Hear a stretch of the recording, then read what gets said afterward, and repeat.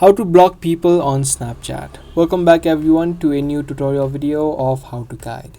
If you are annoyed by someone or for any reason if you're trying to block those people on Snapchat, then in this video let me show you how it's done. This is going to be a short and easy video, so let's jump right in. Open up your Snapchat app and then you need to open up the profile of the person that you're trying to block. So just open up their profile and then tap on the three dots that you see on the top right.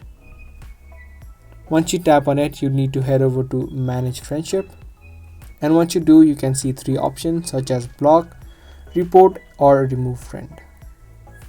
You can either choose to remove them as friend, or you can also choose to block them, or you can also choose to report them. But to block them, you can just tap on block and tap on block again. Once you block that person, they won't be able to see your profile on Snapchat and they won't be able to message you. And later on, when you unblock them, you will no longer be friends with them on Snapchat.